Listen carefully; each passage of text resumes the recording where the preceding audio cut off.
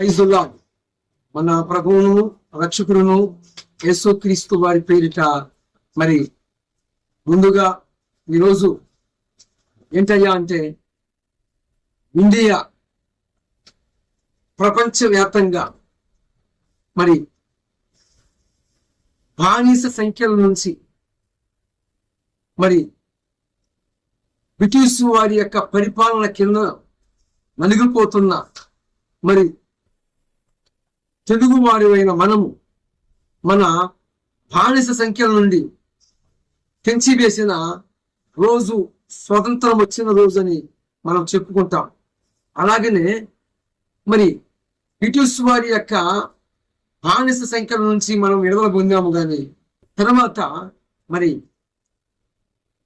చాలా ఆలోచన పరులు బాబాసాహెబ్ అంబేద్కర్ గారు బ్రిటిష్ వారి పరిపాలన కింద నలిగి ఎదిగి పోయినప్పటికీ మరి అనేక రకాలైన మరి నిరసనలు జరిపి మరి స్ట్రైకులు చేసి అనేక రకాలుగా మరి స్వతంత్రమును దాటానికి అహోరాత్రులు కష్టపడి మన ముందున్న మన పూర్వీకులందరూ కూడా ఎంతో పోరాటం చేశారు. భారతదేశము మరి బ్రిటిష్ వారి యొక్క పరిపాలన కింద ఉన్నప్పటికీ ఆ బ్రిటిష్ వారి పరిపాలన నుండి మరి భారతదేశ ప్రజలందరూ కూడా రక్షించబడ్డారు. అంత మాత్రమే కాదు, చాలా మంది వీరులు ప్రాణములు అర్పించారు. ఆషామాషాగా స్వతంత్రం అయితే రాలేదు. చాలా మంది మన దేశ ప్రజలు ప్రాణములు పణంగా పెట్టారు. అయితే ఈరోజు గణతంత్ర దినోత్సవము శుభాకాంక్షలు. ఈ గణతంత్ర దినోత్సవము దేనికయ్యా అంటే నీవు స్వతంత్రుడివి. దేనికోసం స్వతంత్రుడివి అంటే నీకు స్వేచ్ఛ, నువ్వు హక్కుదారివి, నువ్వు కోరుకోవచ్చు, నీవు ఇష్టపడవచ్చు. నువ్వు ఏది ఇష్టపడతావో అది న్యాయమైనదైతే, సమంజసమైనదైతే, అది న్యాయమని అనిపిస్తే, అది నువ్వు అడిగిన కోరిక న్యాయమైన కోరిక అయితే ఖచ్చితంగా మరి నువ్వు హక్కుదారివే, అర్హుడివే అని ఈరోజు గణతంత్ర దినోత్సవ సందర్భంగా మీకు నా మరి శుభాకాంక్షలు తెలియజేయడంతో పాటు ఈరోజు ఆత్మకి స్వతంత్రం వచ్చిందా? ఆనాడు తెల్లల వద్ద నుండి దేశమును కాపాడారు మన ముందున్న ఎంతో మంది త్యాగశీలు, మరి ఎంతో మంది ప్రాణములు అర్పించారు. అయితే వారు ప్రాణములు అర్పించి స్వతంత్రము తీసుకొచ్చారు దేశానికి. ఆ స్వతంత్రం వచ్చినప్పటికీ కొన్ని కుల వర్గాలు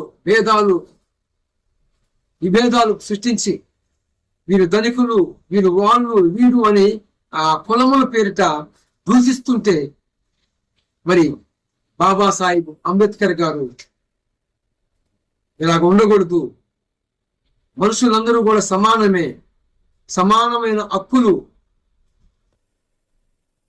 మనిషి సమానంగా ఉండాలి అని చెప్పి కుల మతాలకి భిన్నముగా మనుషులందరూ కూడా సమానులని ఈరోజు గణతంత్ర దినోత్సవం అని చెప్పుకుంటున్నాం.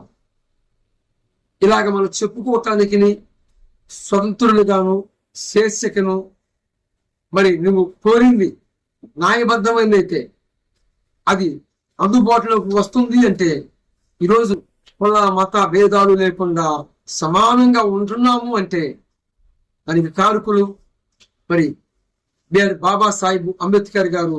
మరి అంబేద్కర్ను వాడుకున్న వారు ఎవరు అంటే సృష్టించిన సృష్టికర్త ప్రభువు యేసుక్రీస్తు వారు అని నేను కంఠాబద్ధంగా మీకు తెలియజేస్తున్నాను.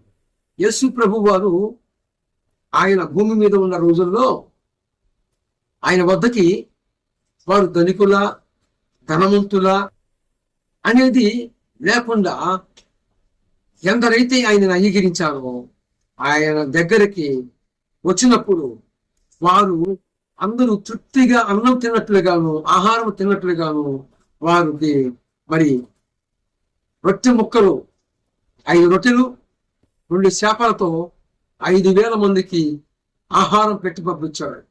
అక్కడ అనేక రకాలైన వాళ్ళు ఉన్నారు.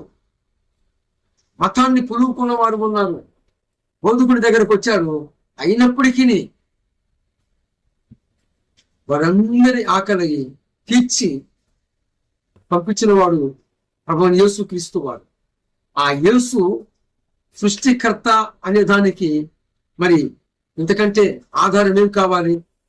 ఏమండి, మన ముందున్న భక్తులందరిలో కూడా సృష్టించిన సృష్టికర్త అయిన ప్రభువైన యేసు క్రీస్తు వారు ఇంకా యేసు అనే నామములు రాకముందు ఆయన మహాదేవుడును, ఆయన అగ్ని అని పిలువబడ్డాడు, ఆయన ప్రజాపతి అని పిలువబడ్డాడు, ఆయన విశ్వకర్మ అని పిలువబడ్డాడు, ఆయన ప్రజాపతి అని పిలువబడ్డాడు, ఆయన యజ్ఞము అని పిలువబడ్డాడు, ఆయన నీతి సూర్యుడు అని పిలువబడ్డాడు, ఆయన వాయువు అని పిలువబడ్డాడు.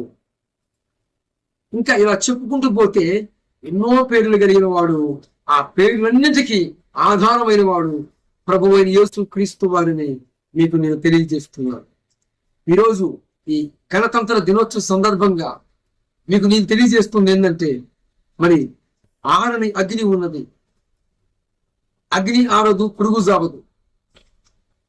అందుకే ఆ మహనీయుడు మహానుభావుడు లోకమును ప్రేమించి లోకములో ఉన్న మన కోసము ఆయన ప్రాణం పెట్టడానికి ఈ లోకానికి వచ్చాడు. ఎన్నో స్వతంత్రాలు, ఎన్నెన్నో సంవత్సరాలు, గంటలు, రోజులు గడిచిపోతున్నాయి. అయినప్పటికీ జీవితాలు ఏమన్నా మారుతున్నాయా?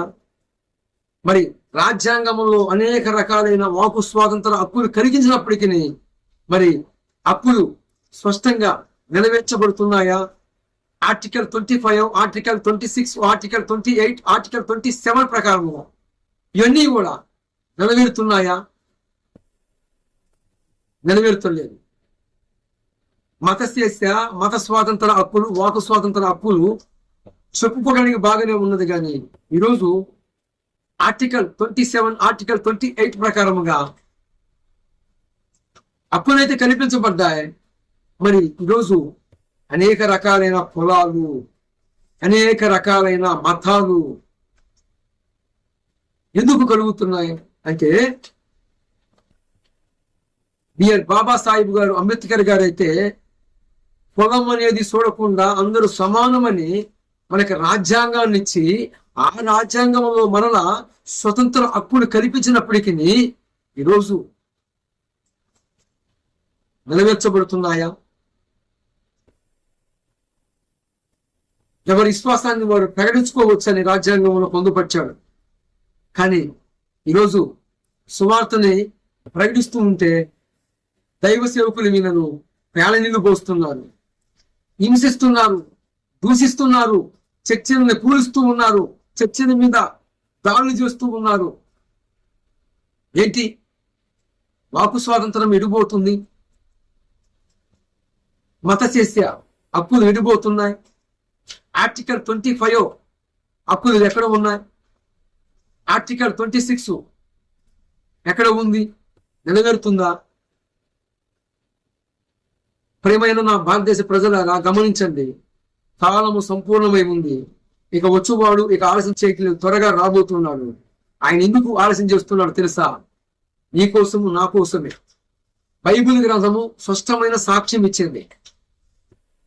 అనేక రకాలైన ప్రామాణిక గ్రంథాలన్నీ కూడా సాక్ష్యం ఇచ్చాయి. ఆయన రాక నీకోసమే ఆలస్యం అవుతుంది. మారు మనసు పొందినట్లుగాను 2 పేతురు పత్రిక 3వ అధ్యాయములో సాక్ష్యం ఇవ్వబడి ఉంది. ఏమని తెలుసా?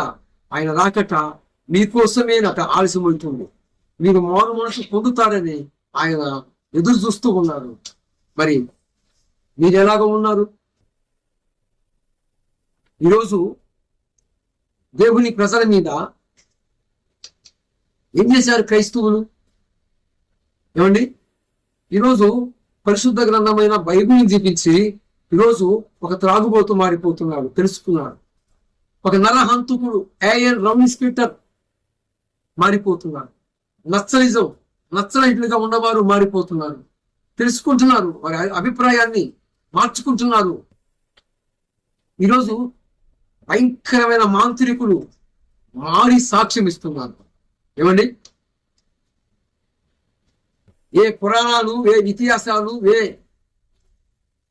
ప్రామాణిక గ్రంథాలన్నీ కూడా భగవంతుని గురించి, దేవుని గురించి, ప్రభువు యేసుక్రీస్తు వారి గురించి తెలియజేయబడ్డాయి. కానీ అన్నిటికీ ఆధారము, అన్నిటికీ చక్కని సాక్ష్యం ఇచ్చింది ఏంటంటే మానవుని యొక్క మనుగడ, మానవుని యొక్క క్రమము, మానవుని యొక్క సృష్టి ధర్మము, అన్నిటికీ మూలమైనది, అన్నిటికంటే ఆధారమైనది పవిత్రమైన పరిశుద్ధమైన గ్రంథము బైబిలు మానవునికి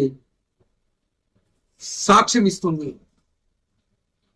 ఆదికాండము 1వ అధ్యాయము 26వ వచనము, భగవంతుడు ఆయన పోలిక చొప్పున ఆయన స్వరూపమందు మనుషుల్ని సృష్టించాడు. మరి ఎక్కడ ఉంది? నువ్వెవరి పోలికలో ఉన్నావో తెలుసా? ఎన్నో సంవత్సరాలుగా గణతంత్ర దినోత్సవం జరుపుతున్నావు, బాగానే ఉంది. నీవెవరి పోలికలో ఉన్నావో, నీవు ఎవరి స్వరూపంలో ఉన్నావో, ప్రియా స్నేహితులారా, సహోదరులారా గమనించండి. భారతదేశము నా మాతృభూమి, భారతీయులందరూ నా సహోదరులని బాగానే చెప్పుకుంటున్నాం.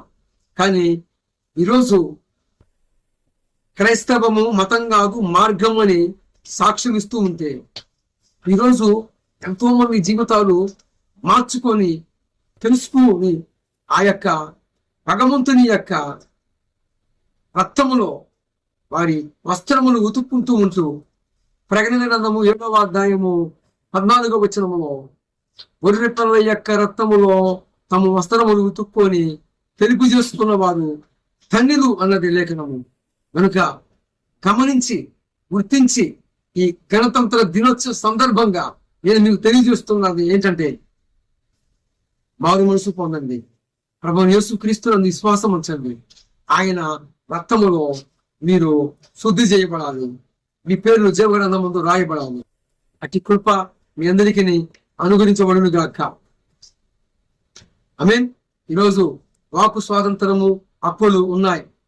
మరి స్వేచ్ఛ, మత స్వాతంత్ర హక్కులు ఆటంకపరుస్తున్నారా, సాగిపోతున్నాయంటే అనుమానాస్పదమే కదా. కనుక గమనించి, గుర్తించి, క్రైస్తవము మతం కాదు, మార్గము అని మీకు తెలియజేస్తున్నాను. ఈ గణతంత్ర దినోత్సవ సందర్భంగా ప్రభువు అయిన యేసుక్రీస్తునందు విశ్వాసం ఉంచండి, మీకు శాంతి సమాధానము అనుగ్రహింపబడును గాక. ఆమేన్.